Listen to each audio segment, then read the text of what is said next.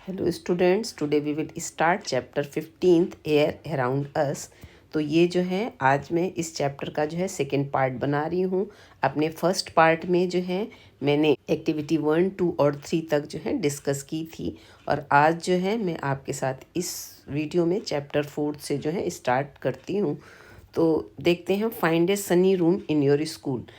School home, आपके school या home में, घर में जो है एक ऐसी जगह देखनी है जहाँ से सन की लाइट जो है वो आती हो। Choose all the doors and windows with curtains pull down. और जहाँ जहाँ से सन की रोशनी आ रही है उन सब में जो है आपको क्या कर देना है, कर्टेंस को खींच देने हैं जिससे कि लाइट आनी बंद हो जाए। जैसे कि इस डायग्राम में आप देख रहे हैं, यहाँ से जो है सन की लाइट आ रही है। नाउ ओपन द डोर और ए विंडो फेसिंग द सन। और विंडो और डोर है उसको इस तरह से ओपन करेंगे जो कि उससे जो है सन की लाइट आ रही हो।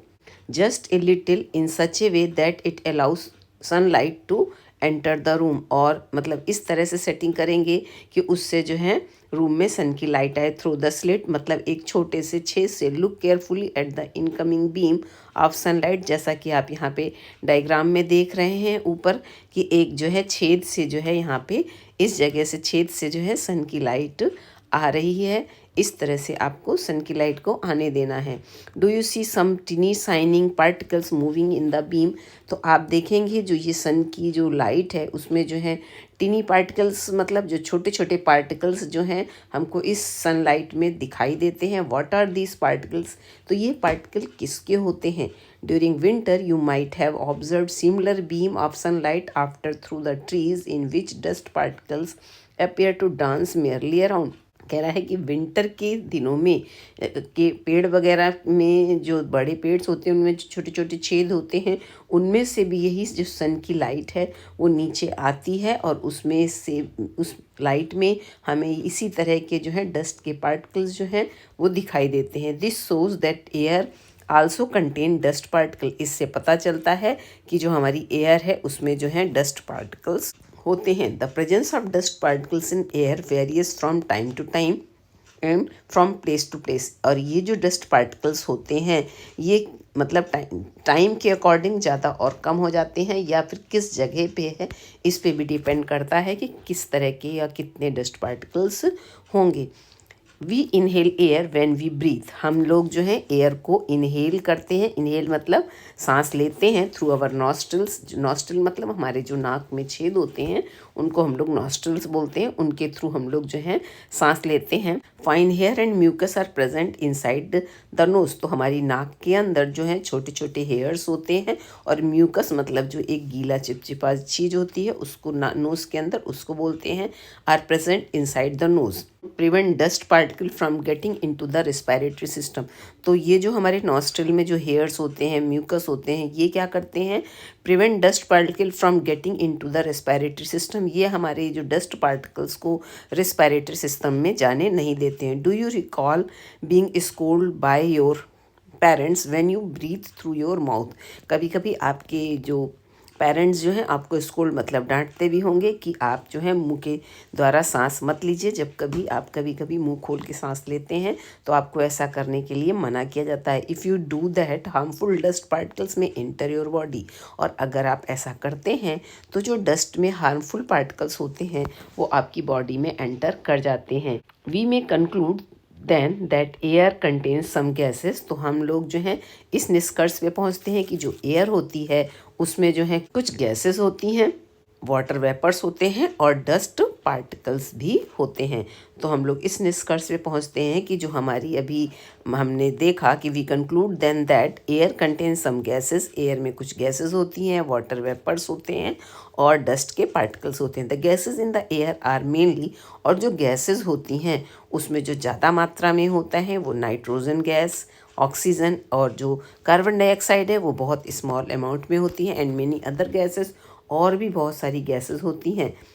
अब यहाँ पे देखते हैं, बूझो कह रहा है, Boojho is asking you why do you think the policeman in figure 15.8 is wearing mask. अब यहाँ पे बता रहा है कि जो 15.8 वाला जो डायग्राम है आपकी बुक में उसमें जो है पुलिसमैन जो है मास्क लगाए हुए है। तो आपको यहाँ पे अभी फिगर दिखा रहे हैं, ये वाला फिगर देखिए, इसमें जो है पुलिसमैन मास्क लगाए हैं क्योंकि उसकी जो डस्ट पार्टिकल्स हैं वो उसकी बॉडी में एंटर ना कर जाएं, इसलिए वो मास्क लगाए हुए है।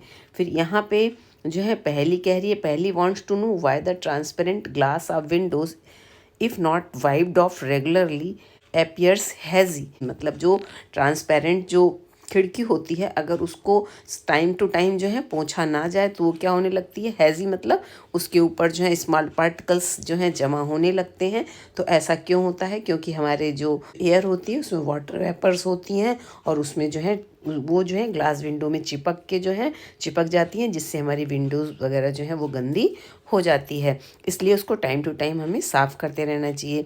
बुजो wants to know why during an accident of fire one is advise to wrap a woollen blanket over a burning object. तो बुजो कह रहा है कि जब कोई भी फायर वगैरह लगती है तो one is advise to wrap woolen blanket, तो एडवाइस दी जाती है कि उसके चारों तरफ जो है वुलन ब्लैंकेट को रैप कर दिया जाए। ऐसा करने से क्या होता है, एयर का जो है कांटेक्ट जो है ख़त्म हो जाता है और कोई भी जो बर्निंग ऑब्जेक्ट है वो जलने से बच जाता है। नेक्स्ट पेज में यहाँ पे देखते हैं, यहाँ पे जो है कंपोजिशन ऑफ एयर का जो है डायग्राम हम लोगों को दिखाया गया है। इस वाले डायग्राम में ये एक पाई चार्ट है जिसमें कि दिखाया गया है कि जो हमारे अर्थ जो एयर है उसमें इतना सारा जो पोर्शन है वो नाइट्रोजन है, इतना जो है ऑक्सीजन है और बहुत थोड़ा सा जो पार्ट है वो कार्बन डाइऑक्साइड भी उसी में है, वाटर वेपर्स हैं और अदर गैसेस हैं। तो अब इसी को हम आगे जो है पढ़ेंगे। Variation in the composition of air from place to place. अब ये जो यहाँ पे बताया गया कि कितनी उसमें नाइट्रोजन होती है, कितनी कार्बन डाइऑक्साइड होती है, ये कोई फिक्स नहीं होती है, इसमें जो है वेरिएशन होते रहते हैं फ्रॉम प्लेस टू प्लेस, मतलब हम किस जगह पे हैं उसके अकॉर्डिंग वहाँ पे चेंज होते रहे। We see that air contains mostly nitrogen. हमने देखा कि हमारी एयर में जो है मोस्टली जो है ज़्यादातर मतलब नाइट्रोजन होती है और ऑक्सीजन होती है। In fact these two gases together make 99% of air. तो हम ये देखते हैं कि ये जो नाइट्रोजन है और ऑक्सीजन है ये दोनों मिला के 99% जो है एयर का कवर करती हैं and remaining 1% is constitute by the carbon dioxide. और जो रिमेनिंग 1% बचती है उसमें जो कार्बन डाइऑक्साइड होती हैं और कुछ दूसरी गैसेस और वाटर वेपर भी होती हैं। अब है how does oxygen become available to animal and plants living in water and soil. तो जो एनिमल और प्लांट वाटर में और सॉइल में रहते हैं उनको जो है ऑक्सीजन किस तरह से मिल पाती है उसको हम लोग एक्टिविटी के थ्रू जो है समझेंगे। तो यहाँ पे एक्टिविटी 5 देखते हैं। Take some water in a glass or metal container. हमको किसी भी ग्लास या फिर मेटल कंटेनर में थोड़ा सा वाटर लेना है। Heat it slowly on A tripod stand, और ट्राईपॉड में रख के उसको जो है गर्म करना शुरू करना है। Well before the water begins to boil, और जैसे ही पानी जो है बॉयल होना शुरू हो जाएगा, look carefully at the inner surface. तो हमको वाटर का जो है इनर सरफेस देखना है। मतलब यहाँ पे हम देख रहे हैं कि वाटर जो है बॉयल करने के लिए रखा गया है और ये जो है इसका इनर सरफेस है, तो इसको हमें ध्यान से देखना है। अब आगे देखते हैं। Do you see tiny bubbles on the inside. तो क्या क्वेश्चन करा जा रहा है कि जब हमने पानी पॉट में गर्म करने को रखा तो क्या उसमें आपको छोटे छोटे बबल्स दिखाई देते हैं जिससे में पानी जो है बॉयल होना शुरू होता है। These bubbles come from the air. तो ये जो छोटे छोटे बबल्स दिखाई देते हैं ये कहाँ से आते हैं, एयर से आते हैं, और ये एयर जो है वाटर में डिज़ोल्व होती है और जब हम पानी को गर्म करना शुरू करते हैं तो वो जो है एयर के बबल्स जो है पानी से बाहर निकलने लगते हैं जो कि हमें बबल्स के फॉर्म में दिखाई देते हैं। When you heat the water, जब आप पानी को गर्म करते हैं, to begin with the air dissolve in its cap मतलब बाहर निकलना। तो जो एयर पानी में डिजॉल्व थी वो बाहर निकलनी शुरू हो जाती है। एज यू कंटिन्यू हीटिंग, और अगर आप उसको कंटिन्यू हीट करते रहें, the water itself turn into vapour. तो जो पानी है वो किस में बदल जाता है, वेपर में। And finally begin to the boil, और फिर वो बॉयल होना शुरू हो जाता है। We learned in chapter 8 and 9 that animals living in water use dissolve oxygen in water. जैसा कि हमने अपने चैप्टर 8 और 9 में पढ़ा था कि एनिमल जो कि वाटर में रहते हैं वो पानी में घुली हुई ऑक्सीजन का जो है यूज़ करते हैं रिस्पायरेशन के लिए। तो अब आगे देखते हैं। The organism that live in the soil also need oxygen to respire. अब जो जो ऑर्गेनिज्म सॉइल में रहते हैं उनको भी जो है रिस्पायरेशन मतलब रिस्पायर करने के लिए ऑक्सीजन की ज़रूरत होती है। इज़ नॉट इट, क्या ऐसा नहीं है? How do they get the air they need? तो उनको जो है ये ऑक्सीजन ये कहाँ से मिलती है? फॉर द रिस्पायरेशन के लिए। अब जो है हम लोग एक्टिविटी जो है 6 में देखेंगे। Take a lump of soil in a beaker और ए ग्लास। अब हमें लम्प माने होता है ढेर, एक हमें सॉयल का जो है ढेर लेना है किसी भी बीकर या फिर ग्लास में। ऐड वाटर टू इट, उसमें थोड़ा सा वाटर डालना है। एंड नोट व्हाट हैपन्स, और देखेंगे कि क्या होता है। Do you see bubbles coming out from the soil? तो जैसे ही हम सॉयल के लंप में जब पानी डालते हैं तो हम क्या देखते हैं कि उसमें से बबल्स निकलना शुरू हो जाते हैं। These bubbles indicate the presence of air in the soil. तो इससे हमें पता चलता है कि जो हमारी सॉयल है उसमें भी जो है एयर प्रेजेंट होती है। When the water is poured on the lump of soil, जब सॉयल के लंप में वाटर को डाला जाता है, it displace the air which is seen in the form of bubble. जो सॉयल के अंदर एयर है उसमें पानी जाना शुरू होता है और जो एयर है वो बबल्स के फॉर्म में बाहर निकलने लगती है। The organism that live inside the soil, तो जो ऑर्गेनिज्म सॉयल में रहते हैं। And the plant root respire in this air, तो इसी एयर का जो कि सॉयल में रहती है एयर, उसी एयर का यूज़ जो है प्लांट जो है रिस्पायरेशन के समय करते हैं। और वो एनिमल जो कि सॉयल में रहते हैं वो भी इसी एयर का यूज़ करते हैं। A lot of burrows and holes are formed in deep of the soil। जो सॉयल में जो अगर हम डीप में देखें तो बहुत सारे बरोज और होल्स होते हैं by the animal living in the soil, जिसमें कि एनिमल्स रहते हैं। These burrows also make space available for air to move in and out of the soil. तो ये जो बरोज और होल्स होते हैं इनके द्वारा भी जो है एयर जो है अंदर जाती और आती रहती है। However when it rains heavily, लेकिन जब बहुत ज़्यादा बारिश होती है, water fills up all the space occupied by the air in the soil. तो ये जो होल्स वगैरह होते हैं सॉयल में, तो जब बारिश होती है तो इनके जो होल्स हैं इनमें पानी भर जाता है। In this situation animal living in the soil have to come out for the respiration. तो अब जब उनके जो होल्स वगैरह हैं जो सॉयल में होते हैं, रेनी सीजन में जब उसमें पानी भर जाता है तो जो सॉयल में रहने वाले एनिमल्स हैं वो रिस्पायरेशन के लिए वो बाहर आना शुरू हो जाते हैं। Could this be the reason by the earthworm come out of the soil only during the heavy rain? तो जिस समय हैवी रेन होती है उस समय जो अर्थवॉर्म वगैरह होते हैं वो बाहर आने लगते हैं, क्योंकि अंदर की जो स्पेस जहाँ से वो सांस लेते हैं वहाँ पे पानी भर जाता है। Have you ever wondered why all the oxygen of atmosphere does not get used up through a large number of organism are consuming it? तो कह रहा है आपको ये आश्चर्य नहीं होगा कि इतने सारे जो लिविंग ऑर्गेनिज्म है सभी जो है रिस्पायरेशन के लिए ऑक्सीजन का यूज़ करते हैं through the large number of, और इसको कंज्यूम करते हैं। Who is refilling the oxygen in the atmosphere? तो इस तरह से जब बहुत जितने भी लिविंग ऑर्गेनिज्म हैं हमारी अर्थ पे सभी लोग ऑक्सीजन का यूज़ करते हैं, तो धीरे धीरे ये जो ऑक्सीजन है ये ख़त्म नहीं होती है। तो अब देखते हैं कि who is refilling the oxygen in the atmosphere, मतलब जो ऑक्सीजन जो सारे जितने भी लिविंग ऑर्गेनिज्म हैं इसका यूज़ करते हैं, इसके बाद भी ऑक्सीजन हमारे जो एटमॉस्फेयर में उसकी कमी नहीं होती है, वो बनी रहती है। ऐसा कैसे होता है इसको यहाँ से देखेंगे। How is the oxygen in the atmosphere replaced, मतलब दोबारा से हमें ऑक्सीजन कैसे मिलती रहती है। In chapter 7 we read about the photosynthesis. Chapter 7 में हमने जो है फोटोसिंथेसिस के बारे में पढ़ा था। In this process plant make their own food and oxygen is produce. इस प्रोसेस में क्या होता है, फोटोसिंथेसिस में प्लांट अपना फूड बनाते हैं और ऑक्सीजन जो है प्रोड्यूस करते हैं। Along with it plant also consume oxygen. अब ये जो फोटोसिंथेसिस प्लांट करते हैं इसमें वो ऑक्सीजन जो है प्रोड्यूस करते हैं। Plant also consume oxygen for respiration. ये जो ऑक्सीजन बनाते हैं प्लांट वो खुद भी कंज्यूम करते हैं रिस्पायरेशन के प्रोसेस में, but they produce more of it than they consume. लेकिन जितनी ऑक्सीजन वो प्रोड्यूस करते हैं फोटोसिंथेसिस में वो बहुत ज़्यादा होती है और रिस्पायरेशन के समय वो थोड़ी सी ही ऑक्सीजन यूज़ करते हैं। दैट इज़ वाई वी से प्लांट प्रोड्यूस ऑक्सीजन। और इसीलिए हम ऐसा कहते हैं कि जो प्लांट्स हैं वो ऑक्सीजन प्रोड्यूस करते हैं, मतलब खुद भी वो अपने रिस्पायरेशन में ऑक्सीजन को ले लेते हैं और दूसरे लिविंग ऑर्गेनिज्म को भी ये ऑक्सीजन प्रोवाइड कराते हैं। It is obvious that animal can not live without plant. तो इसीलिए हम कह सकते हैं कि ये जो ऑक्सीजन हम लोगों को मिलती है वो प्लांट्स के द्वारा मिलती है, और कोई भी जो लिविंग ऑर्गेनिज्म है वो प्लांट के बगैर नहीं रह सकता है। The balance of oxygen and carbon dioxide in the atmosphere in maintain through the respiration in the plant and animal. तो ये जो बैलेंस है ऑक्सीजन और कार्बन डाइऑक्साइड का हमारे एटमॉस्फेयर में, ये मेंटेन रहता है, मतलब ज़्यादा कम नहीं होता है।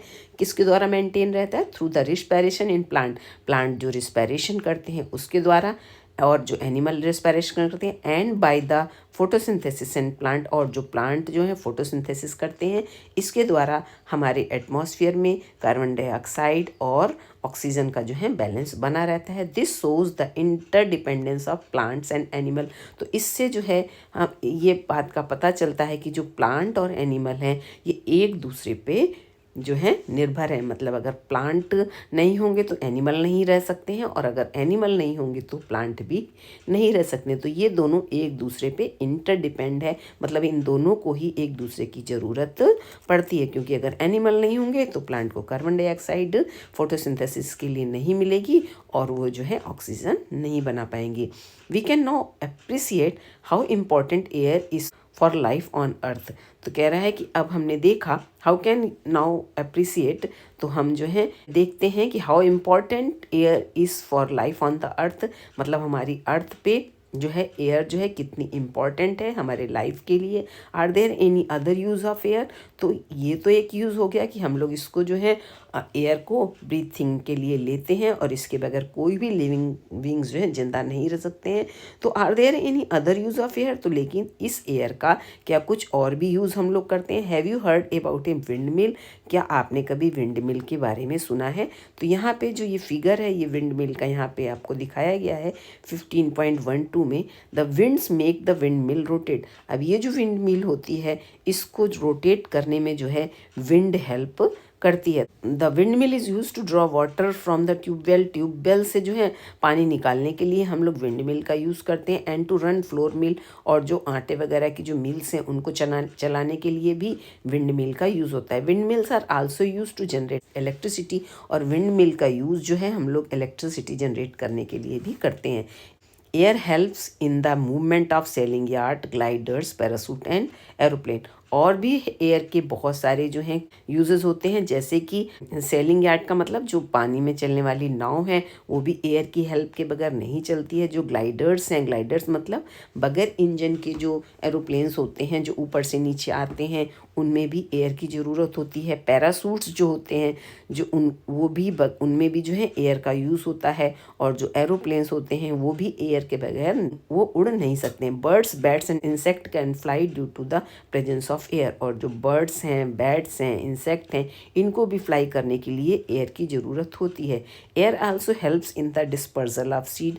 और एयर जो है किसी भी सीड को एक डिस्पर्जल मतलब एक जगह से दूसरी जगह पहुंचाने में हेल्प करते हैं। And pollen of the flower of serve plants. Air play an important role in the water cycle. और ये जो एयर है इसका वाटर साइकिल में भी बहुत इम्पॉर्टेंट रोल होता है। तो इस तरह से हमने देखा ये जो हमारे एटमॉस्फेयर में एयर है जिसका कि यूज़ हम लोग जो है रिस्पायरेशन में, जितने भी लिविंग ऑर्गेनिज्म हैं और जो प्लांट्स हैं वो फोटोसिंथेसिस में इसका यूज़ करते हैं। इसके अलावा भी एयर का बहुत सारी जगह जो है यूज़ होता है। तो इस तरह से हम देखते हैं कि जो हमारे चारों तरफ एयर है वो बहुत ही इम्पॉर्टेंट है। तो ये वाला जो चैप्टर है अब हमारा यहीं पे कंप्लीट होता है। तो चैप्टर को अच्छे से पढ़िएगा। अगर कहीं पे भी कोई प्रॉब्लम लगती है तो आप मेरे साथ डिस्कस कर सकते हैं। Thank you.